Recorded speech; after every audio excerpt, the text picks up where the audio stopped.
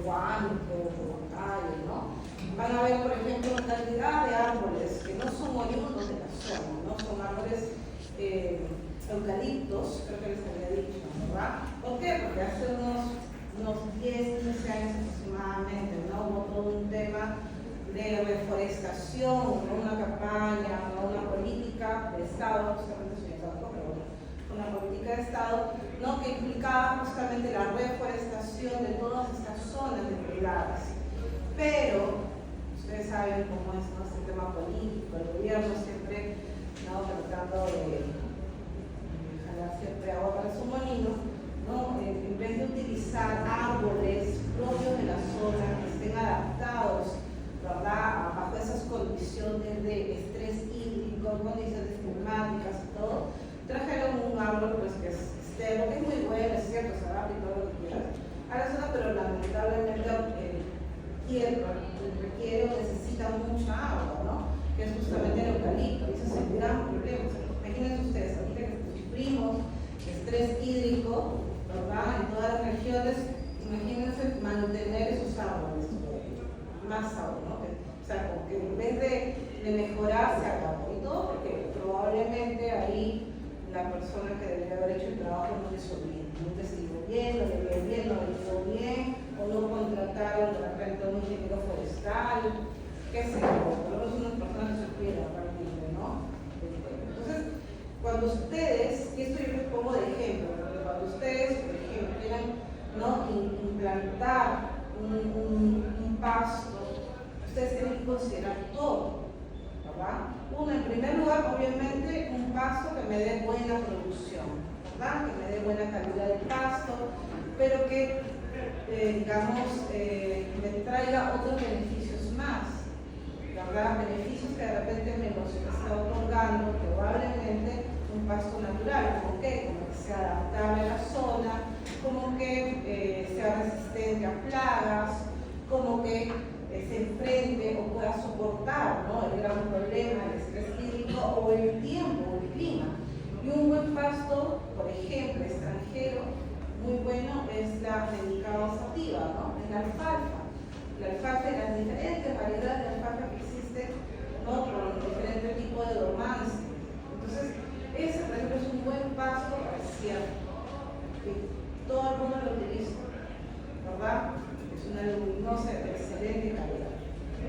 Entonces, esos eran básicamente los puntos. Claro, los chicos me han hablado de otros temas, como la germinación, etc. Que es muy bueno, pero lo principal es justamente eso, ¿no? Que pueda darme la mayor producción posible, pero sobre todo que se adapte a la zona, ¿no? Ese es el beneficio, ¿no? Que pueda yo manejarlo como si fuese un pasto natural, bajo esas condiciones. Ahora sería profesora, pero realmente existe un pasto extranjero que pueda manejarse como pasto natural. Sí existe. Bueno, yo les doy un ejemplo, ¿no? La alfalfa, muy buena y soporta estrés hídrico, soporta heladas, soporta muchos días, inclusive de friaje, o la luz, de no cantidad de la luz. Entonces, sí existen esos tipos de casos, pero hay que informarse. En un momento ustedes llegan a trabajar para el gobierno, asesorar o de repente ya saben, ¿no? Siempre uno tiene que informarse y leer, no deben cometer el terrible error de sembrar o de no sembrar algo en un lugar donde no se debe, porque no proteja las condiciones. Ok, y todo esto justamente me sirve a mí de base para hablar acerca de calidad de forajes, ¿no? Calidad de forajes, de paso. ¿Okay? Bien, entonces, ¿qué aspectos debemos tomar en cuenta cuando nosotros hablamos o consideramos lo que es calidad de forajes? En primer lugar, la calidad nutritiva, ¿no? Cuando hablamos de calidad de forrajes, en primer lugar estamos hablando de un pasto que va a tener cierta composición química, ¿no? Ustedes saben que cuando hablamos de composición química me estoy refiriendo a proteína, me estoy refiriendo a energía, me estoy refiriendo a fibra. Estos tres puntos son importantes, ¿no? ¿Por qué la fibra? Porque la fibra, la calidad de fibra que va a tener el pasto va a permitir que esta pues sea lo más, si es buena fibra, si es de buena calidad, va a permitir que el animal, el rumiante, pueda utilizar esa fibra para su beneficio. ¿Para qué? Para alimentar sus bacterias, sus microorganismos, ¿verdad? En el caso de la proteína va a ser para el mismo, y en el caso de la energía de igual manera, tanto para él, para producir, para producción, como para la alimentación de sus microorganismos. ¿Y ustedes recuerdan por qué es importante alimentar los microorganismos de los rumiantes? Para que sea la digestibilidad. Mejora la digestibilidad. ¿La qué? Mejora la digestibilidad. Digestibilidad. No está muy relacionado con la acidosis. Claro, ese es un punto, ¿no? Lo que menciona su compañera. A partir de la alimentación y la buena nutrición de estos microorganismos, ellos van a producir los ácidos grasos volátiles. ¿Cuáles son? Propiónico, butírico y acético, ¿verdad? Y estos tres ácidos grasos volátiles lo que van a hacer es que incremente la producción de leche o incremente la producción de carne, dependiendo de la proporción en que se produzcan estos ácidos volátiles. Eso es en primer lugar. Y en segundo lugar, porque pues las bacterias, la proteína microbial, la proteína bacterial representa casi el 20-25% de la proteína que llega al intestino del animal y pueda ser utilizado por él mismo. ¿Entienden? Entonces, eso es importante. La calidad del forraje, entonces, nuevamente, lo medimos, ¿no? Primero en composición nutritiva, nutricional o composición química, respecto a estos tres elementos, que es la proteína, la energía y la fibra. La buena fibra nos permite eso, ¿no? Conectar todas estas nutrientes también al animal, ¿verdad?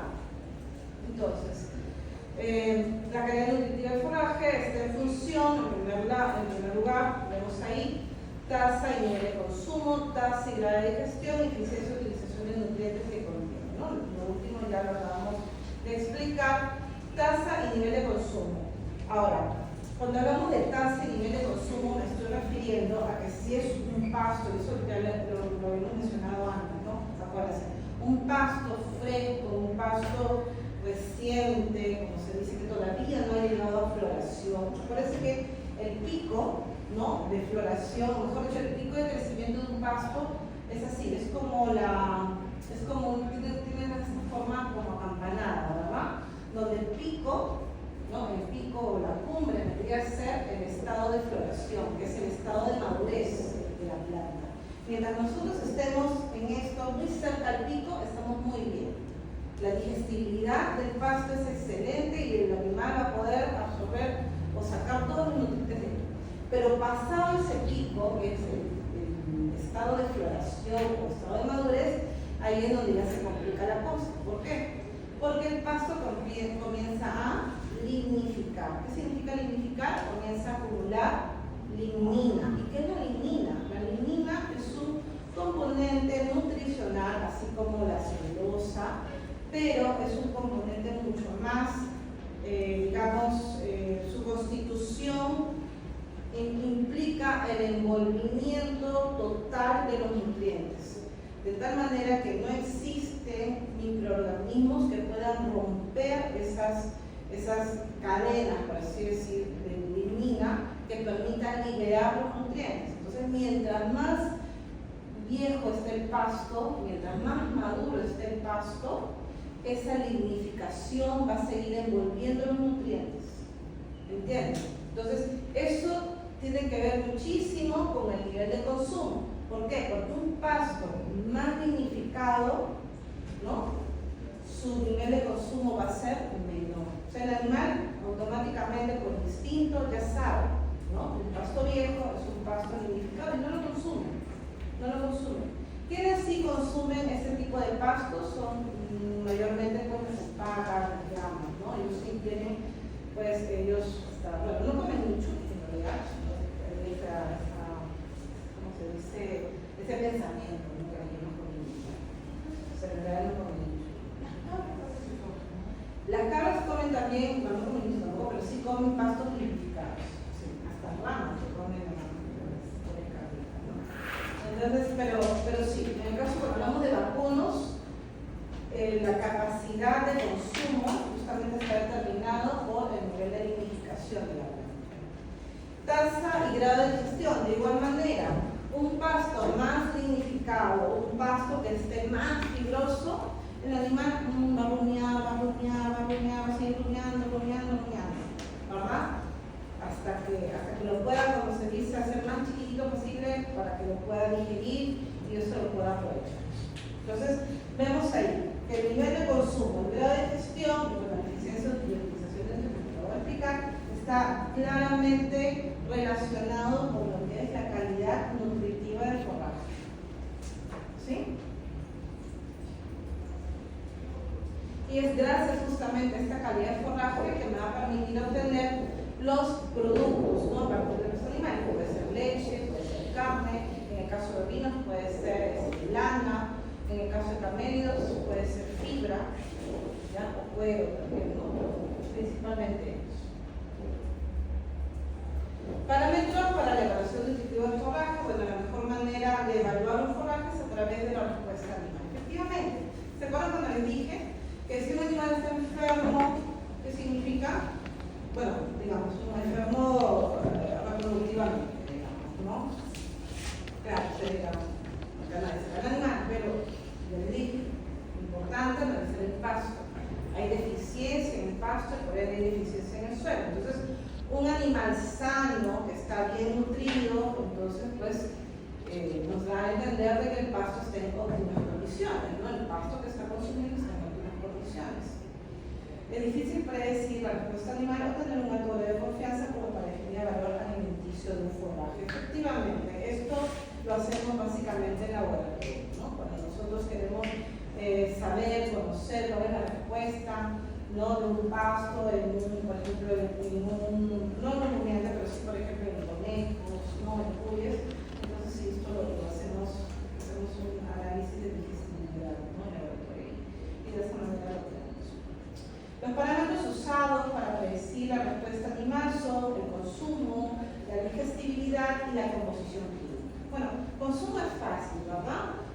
Le damos al animal, bueno, es sencillo, ¿no? Tenemos un PAO, queremos medir el consumo de un animal, ok, hacemos ¿no? un muestreo, determinamos, por ejemplo, cuánto pasto hay, luego metemos el animal, un día, 2 días, 3 días, lo que aguante el pasto, y luego sacamos cuánto consumió, ¿no? Cuánto consumió, cuánto dejó, cuánto consumo. Digestibilidad, de igual manera, para la digestibilidad necesito pues saber cuánto el animal digirió, eso consumió, pero cuánto de eso se quedó en el animal. Puede ser que de repente por hambre no haya comido, pero finalmente eso así como entró, también salió, no se digirió nada, no se quedó nada. Entonces por eso es importante medir, ¿no? y analizar las heces, el excremento, ver cuánto en las heces, cuánto de ese forraje que comió está excretado en las heces. Y por diferencia, podría saber cuánto se quedó en el animal, ¿no? ¿Lo aprovecho? Y en tercer lugar, bueno, la composición química, ¿no? Que eso, como yo les dije, está determinado por el estado de floración de la planta, ¿no? Ya saben, mientras más joven es la planta, más nutrientes va a tener. En el caso del pasto, por ejemplo, de la chala, que es una gramínea, ¿no? Utilizada para lo que es vacunos, para puyas, también mejor, pero principalmente para vacunos.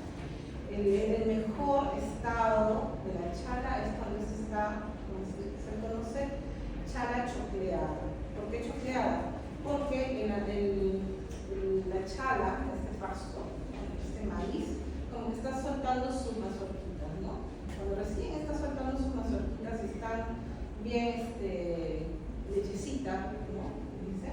Ese es el mejor momento para poder darle, ¿no? Porque recién está, como se dice, la curva de crecimiento. Todavía no ha llegado a su estado de maduración. Entonces, la composición química importantísima, ¿verdad? Que está referido a la constitución nutricional.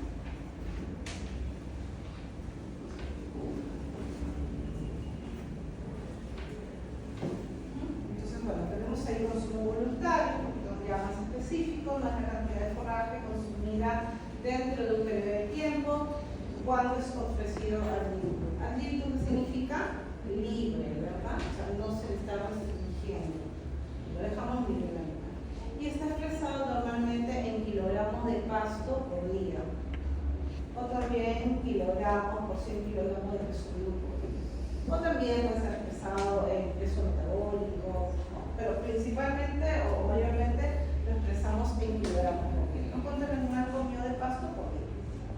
Este consumo es regulado a través del sistema nervioso, la medida del hipotálamo, se encuentra en los diamantes sociales. Obviamente el animal tiene hambre para ir a comer. En el control del consumo voluntario funcionan los mecanismos de acción a corto y largo plazo. Hay un estudio sobre lo que es consumo voluntario en sierra, por ejemplo, en alpacas, que justo a lo que se está leyendo, respecto a que en el caso de las alpacas, no aplica para todos, pero sí para alpacas y llamas, ¿qué determina el consumo voluntario de la alpaca? ¿Por qué? Porque se ha observado que estos animales comen pasto muy fibroso, muy fibroso, pero ellos, por ejemplo, se dirigen, ¿no? Hay una peculiaridad con ellos porque se dirigen hacia un lugar específico. Entonces hay un estudio que determina que el consumo voluntario de las alpacas se da por el porcentaje de proteína que tiene el pasto. Y es increíble cómo es que ellas saben que ese pasto tiene proteína. O sea, ustedes analizan los diferentes pastos que se ha hecho, hay como 3 estudios al respecto, han tomado muestras de estos pastos y han determinado que justo las alpaquitas se dirigen hacia los pastos más proteicos. Como si realmente supieran, ¿no?, que ese pasto tiene proteína, tiene más proteína que el resto. ¿No? Ese es el caso. El resto de los rumiantes es diferente, ¿no? Pero es algo muy peculiar. Bien. Ok. Mecanismos a corto plazo, justamente el consumo de alimento o el consumo se va incrementando con el valor nutritivo del forraje hasta que la digestibilidad alcanza pues un 60-70%. Un 70% de digestibilidad es bueno, sí, es bueno, pero es mejor cuando un pasto tiene 75-80% de digestibilidad. ¿Se puede llegar a esa digestibilidad? Claro que sí, ¿no? La medicados activa, por ejemplo, tiene 80% de digestibilidad cuando está antes de floración y antes de floración. El control de consumo en forrajes con digestibilidad menor a ese porcentaje es por mecanismo de tipo físico, ¿verdad? Como les decía, mientras menos digestible es el forraje, quiere decir que es más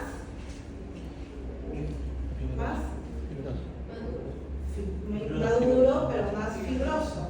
Al ser más maduro es más fibroso, tiene más lignina, tiene más fibra.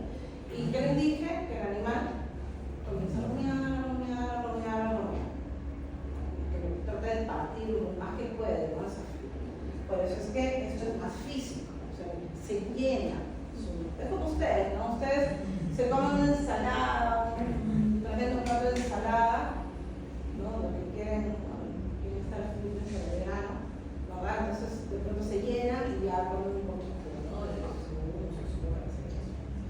Comen apenas ensalada. Igual, no sé, también igual. Este mecanismo entonces funciona así, ¿no? Forraje con alto contenido de fibra indigerible. La fibra indigerible es la fibra lignificada, ¿ya? Fibra lignificada. Tiene lenta velocidad de digestión, una tasa de pasaje por el tracto que demora, obviamente, el forraje permanece más tiempo en el rumen y se le emiten señales al centro de saciedad del hipotálamo y el animal deja de comer. Esto es lo que exactamente pasa con los pseudorumiantes, con las alpacas. Las alpacas y las llamas, ¿no? Por ejemplo, ellos, cuando ustedes miden su consumo de alimento y lo comparan con un animal de su mismo tamaño y peso, como son las ovejas, por ejemplo, van a ver ustedes que las alpacas demoran mucho, comen poco y justamente a pesar de que comen poco, demoran mucho. O sea, el tiempo de pasaje es bastante lento. ¿Pero por qué? Porque ellas consumen pastos muy fibrosos, mucho más fibrosos que la oveja. Y obviamente que no. requeridos lentamente son consumidos en menor proporción. En forrajes con digestibilidad por encima, ¿no?, del 70%, el control del consumo ya es por mecanismo físico, fisiológico, aplicado por las hipótesis, ¿no?, la termostática y la quimiostática. Esto es prácticamente lo que nos pasa a nosotros, de la gran mayoría de los monogástricos, ¿no? Cuando ustedes comen un alimento bien, pero bien consistente, ¿no?, por ejemplo, algo que esté bien grasiento, con mucha energía, ¿se sacian rápido o siguen comiendo? ¿O les da más hambre? ¿Han hecho pero? ¿Ya no van a hacer más hambre?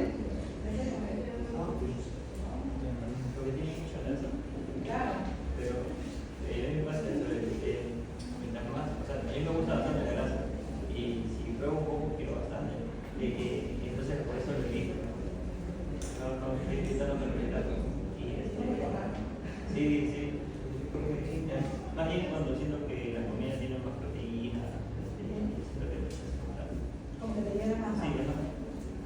Claro, en el caso de la proteína, un alimento consumido, un alimento que tiene más proteína, lo que te da es más calor y te da sueño, porque hay un incremento calórico, se llama incremento calórico que se produce internamente. Por ejemplo, ¿no?, ustedes cuando se comen su pescado frito, ¿no?, su ceviche, no, después de eso no les da como sueño, están ahí Sí. todos adormilados, o después de comer, no están ahí durmiéndose después de su café, ¿no? ¿Por qué? Porque justamente han comido un alimento probablemente con proteína, ¿no?, y eso les da calor interno, todo su sistema digestivo está funcionando y ese metabolismo genera calor, y ese calor genera sensación de sueño. Entonces, eso es lo que pasa normalmente con la proteína. En el caso de los alimentos energéticos, lo que nos da es saciedad. Por eso, una de las técnicas para el caso de, por ejemplo, manejo de alimentación en pollos, más en pollos, en verano, porque ustedes saben que en verano, así como ustedes, todos los animales, casi no comen mucho, más toman agua, ¿no?, tienen sed, casi no da hambre en verano. Entonces, justamente para que el animal reciba la cantidad de alimento, la cantidad de nutrientes, lo que se hace es reducir el nivel de energía y más bien darle más concentrado todos los nutrientes. ¿Por qué? Porque la energía lo que hace es saciar. ¿Ya? Eso es lo que pasa en el alimento. Comes un plato con bastante energía, con mucha grasa y te sacia rápido, ¿no? Entonces, en el caso de los pastos que son altamente digestibles, ¿verdad?, que tienen una digestibilidad mayor al 70%, entonces el animal se sacia rápido, pero no porque está muy fibroso, sino al contrario, ¿verdad?, porque hay un tema ya químico, ¿no?, un tema interno, ¿no?, de la saciedad. Ya recibe muchos nutrientes, como dice ya me cansé, hasta nada más, ¿no?, ya me llené, suficiente. Entonces, bueno, acá menciono, ¿no?, la hipótesis termostática se basa en que los animales requieren alimento para mantener la temperatura corporal, pero dejan de comer para prevenir un hipertermia. No importa qué significa incremento calórico, ¿no? Comienza, como ya te dije, es un tema interno. La hipótesis quimiostática se basa en que los metabolitos regulan el consumo. En monogástrico, la glucosa y el rumiante, los ácidos grasos volátiles. Efectivamente, ¿no? Cuando comemos, la glucosa se nos dispara. Pero viene qué cosa, la insulina y la regulares. Entonces, ese disparo de glucosa es lo que a tu organismo dice, no, ya, basta, aquí nomás comes. Entonces, eso mismo pasa en los animales. En general, no solamente en monogástricos. En el caso, bueno, de los rumiantes están los ácidos grasos volátiles. No se mide glucosa, pero sí, ¿no?, el acético, principalmente. Y eso es solo a corto plazo, eso es lo que sucede en el momento, ¿no?, cuando comes y ya no quieres seguir comiendo. Pero también hay otros mecanismos que se dan a largo plazo, los cuales justamente están explicados por la capacidad del animal adulto de mantener un balance estable en un periodo largo de tiempo. Esto está explicado por la hipótesis hipostática, que se basa en que la cantidad de grasa presente en los depósitos de grasa corporal podría influir sobre la concentración de ciertos metabolitos sobre el hipotálamo para prevenir un exceso en el consumo de energía. Y esto lo vemos reflejado, ¿no?, más que en monogástricos, en rumiantes, ¿no? Y para poner el ejemplo, un ejemplo serían los camellos, ¿no? Los camellos tienen esta capacidad de poder inclusive tener, ¿no?, digamos, utilizar fácilmente la grasa corporal. ¿Ya? Entonces, si ustedes, por ejemplo, ven la carcasa de un camello, de una alpaca o una llama, la comparan con la carcasa de una oveja y la carcasa, ¿a qué me refiero con carcasa? ¿No? La carne, van a ver que se beneficiado. Van a ver, por ejemplo, que el camello es totalmente magro, no tiene nada de grasa, es puro músculo, como un atleta. En el caso de vacuno no, en el caso de vacuno sí encontramos depósitos de grasa, ya en el caso de vacuno con mucha más razón. Entonces, la capacidad para poder utilizar esa grasa, ¿no?, en su metabolismo está relacionado justamente, ¿no?, a este mecanismo a largo plazo. ¿Por qué? Porque justamente ellos no pueden o no se alimentan de pastos con alta digestibilidad, sino más bien pastos poco digestibles, pastos altamente fibrosos. Entonces necesitan aprovechar lo más que tienen para poder, hacer que su metabolismo funcione, ¿no?, al igual que todos los animales. Bien, en segundo lugar tenemos la digestibilidad. ¿Tenemos tiempo todavía o ya? Claro. ¿Me avisa 3 minutos antes? Ya. En segundo lugar está la digestibilidad. Eso, bueno, ya lo hemos mencionado, ¿no? Un pasto altamente digestible es un pasto que no está lignificado, un pasto que no está muy fibroso y que el animal puede aprovechar sus nutrientes, ¿verdad? Entonces, es un índice de calidad nutritiva del forraje y representa la proporción del alimento que ingiere y que el animal lo utiliza para sí mismo y no se excreta en las heces. Se mide en porcentaje y está relacionado al consumo, especialmente cuando se trata de forraje de calidad mediana a baja. El problema está en que no se sabe cuándo el equilibrio es eficiente para dar respuesta a través de los productos pecuarios, efectivamente, ¿no? Ustedes han llevado el curso de nutrición, ¿verdad? Entonces se acordarán ustedes de esta línea que me disociaba, ¿no?, los diferentes tipos de energía. Tenemos energía bruta, luego viene ¿qué cosa? Energía digestible, luego viene energía metabolizable, luego viene, ¿no?, energía neta, ¿se acuerdan? En el caso de la energía digestible, en el caso de rumiantes al menos, se utiliza energía digestible hasta hace algunos años, sí. No se utilizaba energía metabolizable, en realidad. Pero la energía digestible solamente es un dato que nos da una idea de cómo funciona el pasto o el alimento que se está dando. Pero si nosotros queremos tener la certeza de que dicho alimento, dicho pasto, va a ser, digamos, le va a ser bien al animal, va a ser bien aprovechado, entonces deberíamos utilizar energía metabolizable. ¿Por qué? Porque dentro de la energía digestible está, ¿qué cosa? Está la energía incluida en lo que sería, pues, el incremento calórico, esta energía que les acabo de hablar, que se produce cuando el animal comienza a digerir el alimento. Entonces, lo que te dice acá es cierto. Es un problema porque no sabes si toda esa energía que el animal ha consumido lo está utilizando para producir carne o leche, o qué porcentaje de esa energía lo va a perder como parte de su metabolismo propio. Entonces, como que decir, ok, la energía digestible de ese pasto puede ser, no sé, un número de 100 kilocalorías, ¿no? 100 kilocalorías, pero de esas 100 kilocalorías, las 100 kilocalorías va a ir para producir leche o carne, o solamente 70, o 60, o 40, porque el resto se pierde en el metabolismo. Entonces, por eso es que no es muy fiable, ¿no? En el caso de monogástricos no se trabaja con energía digestible, en el caso de monogástricos trabajamos con metabolizado. Y hoy por hoy sí ya se está empezando a trabajar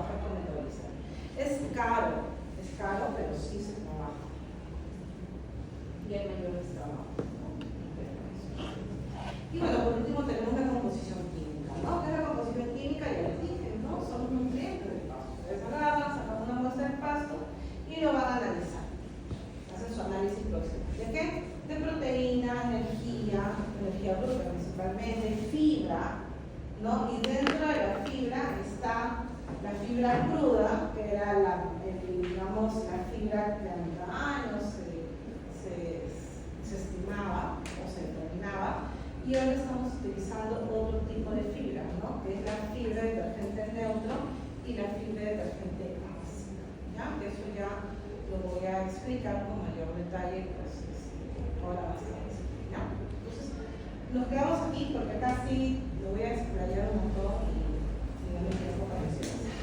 ¿Ok? Entonces, más tardecito a las 9 de la noche continuamos con esta clase. ¿Sí?